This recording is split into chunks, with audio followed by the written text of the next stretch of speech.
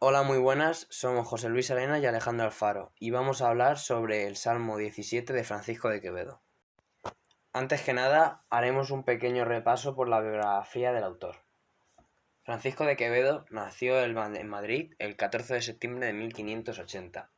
Estudió en Alcalá de Henares y en Valladolid. Durante un tiempo se dedicó a la diplomacia y participó en actividades políticas, lo que le llevó a ser desterrado incluso a la cárcel. Fue un autor muy popular por su agudeza e ingenio, así como por sus chistes y escritos burlescos. Enemigo declarado de Góngora, intercambió con el poeta cordobés numerosos escritos de carácter satírico. La presencia de la muerte y aspectos negativos en las obras de Quevedo viene de la nueva mentalidad que se implantó en el siglo XVII en España. Murió en Villanueva de los Infantes en 1645. A continuación leeré el poema. Salmo 17. Miré los muros de la patria mía. Si un tiempo fuertes ya desmoronados, de la carrera de la edad cansados, por quien caduca ya su valentía. Salíme al campo.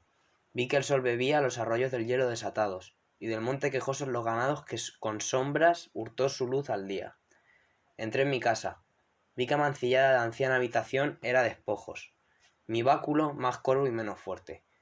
Vencida de la edad sentí mi espada, y no hallé cosa en que poner los ojos que no fuese recuerdo de la muerte. Este Salmo 17 pertenece a Francisco de Quevedo y fue publicado póstumamente en el Parnaso Español 1648. Se trata de un soneto de temática metafísica. Lejos queda el autor del conceptismo más ingenioso. Aquí nos encontramos con el poeta del desencanto o sencillamente el poeta del pesimismo barroco. A continuación hablaré del tema. El poema se centra en la amplia idea del paso del tiempo. Está vinculada al tópico latino del tempus fugit. Los antecedentes nos podrían conducir hasta las epístolas morales de Séneca. Estructura externa. Estamos ante un soneto, cuya estructura formal es la habitual. Versos endecasílabos con rima consonante, con cuartetos con estructura ABBA, ABBA y tercetos, en esta ocasión, CDE, CDE. Estructura interna. El poema se puede dividir en dos partes. Los dos cuartetos nos hablan de los efectos del paso del tiempo sobre el mundo exterior. En la primera estrofa, el deterioro de la ciudad, y en la segunda, de la naturaleza. En los tercetos, la transición desde lo exterior a lo interior, es decir, el paso intermedio, la casa, y en el segundo terceto, la mirada interior del poeta sobre sí mismo. Análisis. En el primer verso leemos la expresión patria mía. El término patria es susceptible de diferentes significados. Podría referirse a España como tantas veces se ha dicho, incluso al deterioro del cuerpo del poeta, etc. En el segundo verso, algo de ello se puede apreciar en la antítesis si un tiempo fuertes ya desmoronados. Los elementos contrarios de la antítesis, fuertes y desmoronados, nos hablan de lo efímero y de lo relativo del tiempo. En el verso 3, la idea de velocidad y de efímero se recuerda en la palabra carrera, y después a través del adjetivo cansados y del sustantivo valentía. Se personifica muros, con lo cual lo material se convierte en sensitivo, que es la forma que tiene el poeta de aproximarlo a la naturaleza del lector. El autor continúa con el recurso de la personificación. Ahora se le señalará al sol. Vi que el sol bebía. Parece que lo no humano en las palabras del poeta adquiere vida. Si el sol bebe, los ganados se lamentan. También encontramos que el monte roba, y del monte quejosos los ganados, que con sombras hurtó su luz al día. Todo está vivo, todo está palpitando, por consiguiente todo es susceptible de ir muriendo. El hielo se deshace y el sol muere más allá del monte. El segundo cuarteto se aproxima a una determinada estética barroca. Aquí el estilo no es el del conceptismo, sino que parece ir de la mano de cierto culteranismo. Observamos el circunloquio del verso 6. Por querer decir agua, leemos los arroyos del hielo desatados. Y no es menos culterano, con hiperbatón abrupto incorporado, el estilo de los dos versos siguientes. Y del monto quejosos los ganados, que con sombras hurtó su luz al día. El autor sigue en el exterior y observa y asimila el ciclo de la naturaleza, desde su sentir barroco, pero transformándolo en pesimismo. Todo es cambiante hacia la muerte, incluso la luz del día o el hielo, pues esto, desde los ojos del barroco, también tiene su forma de morir. Por consiguiente, la segunda estrofa reafirma lo ya notado para la primera. Decíamos que el recorrido que realiza el poeta en su experiencia temporal se iniciaba en el exterior y se recogía en el interior. El primer terceto nos muestra una transición. El punto intermedio entre él y lo exterior lo encontramos cuando nos habla el poeta de su casa. En este terceto vuelve a ser imprescindible la personificación anciana habitación, pues Quevedo sigue en su intención de dotar de vida a todo aquello que captan sus ojos.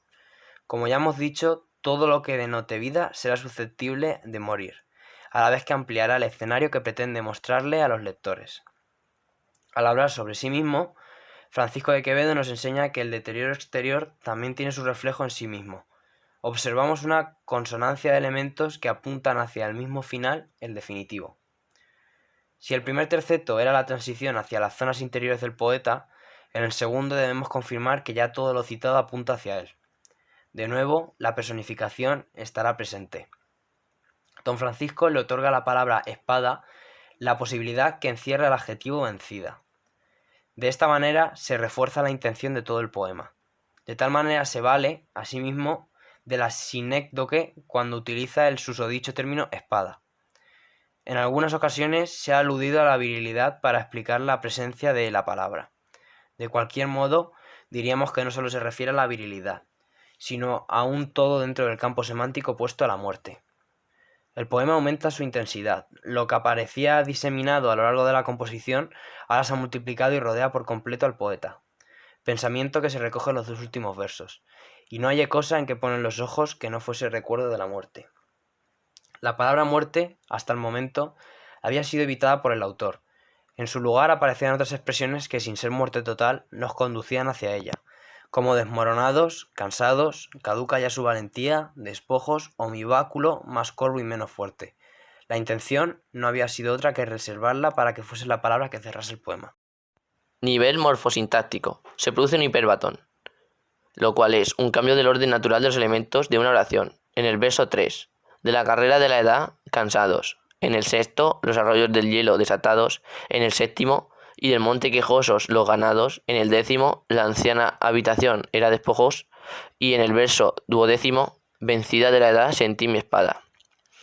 Nivel semántico. Hay metáforas. Sustitución del nombre de una realidad por el nombre de otra con la que guarda cierto parecido.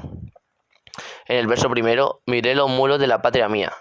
Y en los versos 5 y 6, vi que el sol bebía los arroyos del hielo desatados. Hay también antítesis, enfrentamiento u oposición de dos términos antónimos. En el verso 2, si un tiempo fuertes ya desmoronados, y en el 8, que ya con sombras hurtó su luz al día. Y personificaciones, que es una atribución de cualidades humanas a seres inanimados o irracionales. En el verso 5, vi que el sol bebía. En el 6, los arroyos del hielo desatados. Y en el 8, que con sombras hurtó su luz al día. Conclusión. El estilo que observamos se acerca más al culturalismo que al conceptismo, a pesar de que este autor, uno de los más reconocidos poetas conceptistas. Todos los recursos que se emplean pretenden conducirnos hacia un final rotundo que se expresa fundamentalmente en el término muerte, que es el que cierra la composición. Es habitual que los poemas metafísicos de Quevedo el autor nos conduzca hacia el mismo final, pero aunque la muerte aparezca con un valor universal, se deduce que es la angustia que se crea, fundamentalmente porque es una muerte próxima, casi visual, incluso para el lector.